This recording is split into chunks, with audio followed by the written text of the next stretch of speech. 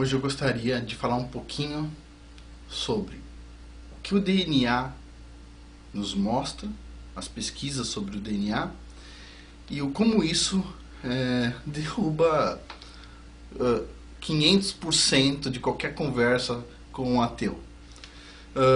O DNA ele é fantástico, tá?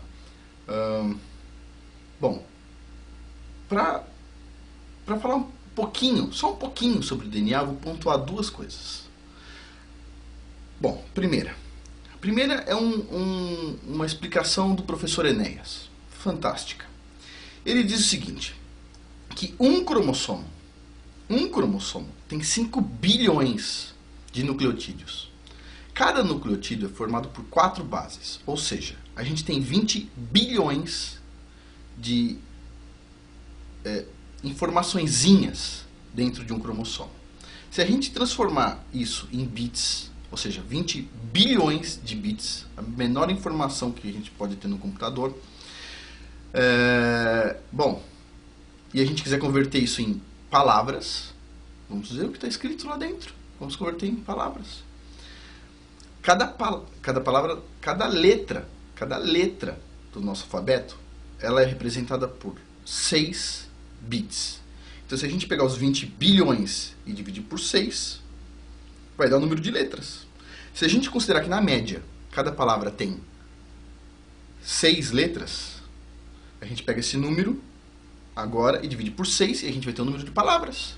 Se a gente considerar que cada página de livro tem 300 palavras, a gente divide o número anterior por 300 e vamos ter agora o número de páginas de livro.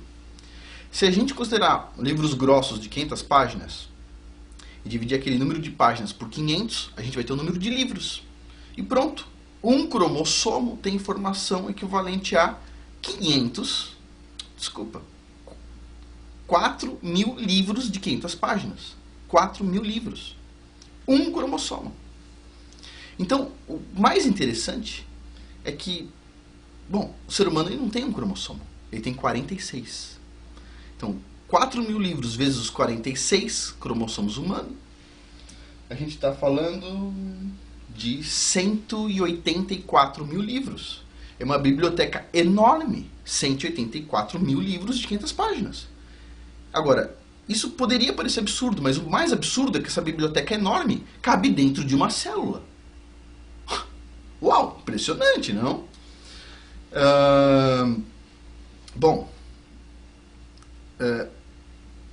isso já evidencia que, bom, 184.000 livros de 500 páginas não foram escritos aleatoriamente. Nesses livros tem toda a informação de como nosso cérebro funciona, nosso corpo funciona, coração, fígado, pâncreas, tudo, como tudo funciona.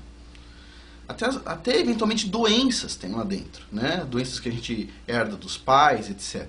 Bom, tem uma quantidade absurda de informação. São 184.000 livros de 500 páginas. Uma biblioteca, que cabe num pedacinho minúsculo, não é verdade? Muito perfeito para não ter sido criado por alguém onipresente, onisciente e onipotente, que pode tudo. Mas isso não... A gente não chegou ainda no item número 2, o mais interessante. O DNA, com toda essa informação absurda, como ele é formado? Ele é uma dupla hélice, né? Tem 2 partes. Vamos supor, uma parte a gente recebe do pai, outra da mãe. 2 partes, tá? E essas 2 partes são conectadas por pontes. Não é em todo lugar, não é em toda a informação que tem as pontes. Tem algumas pontes. Essas pontes seguem um padrão de espaço, que é o seguinte. São 10 unidades de informação, então é uma ponte.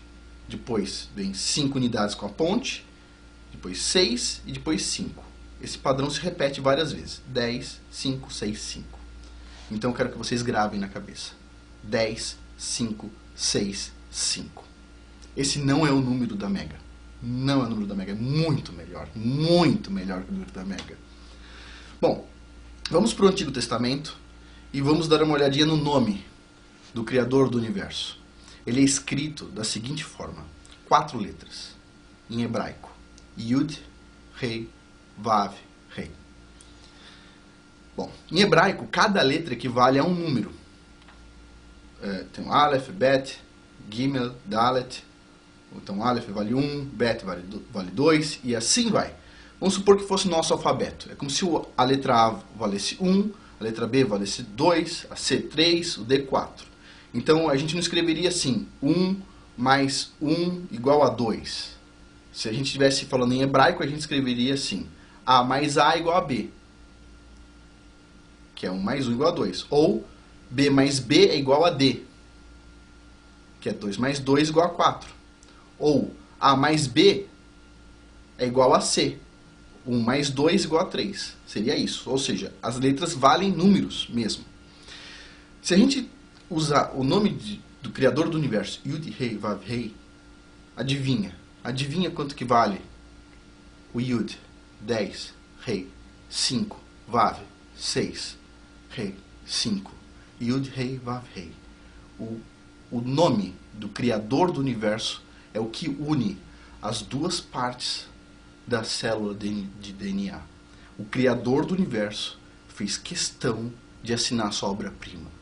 Ele deixou o nome sagrado dele, o nome do Criador do Universo, o nome mais sagrado que pode existir nesse universo, ele deixou dentro do DNA humano.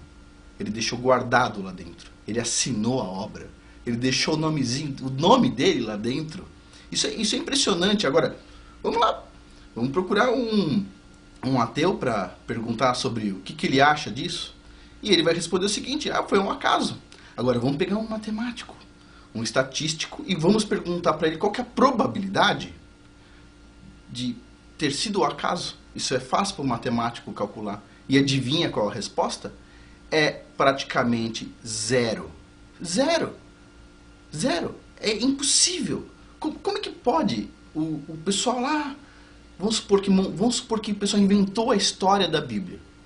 E, de repente, eles já conheciam o DNA e colocaram o nome do Criador do Universo como o que eles tinham visto dentro do DNA. Não. O Criador do Universo assinou o nosso DNA. Isso é fantástico. Eu acho que não poderia ter um presente maior para deixar para um filho do que ter a assinatura do Criador dentro de nós, né? É isso.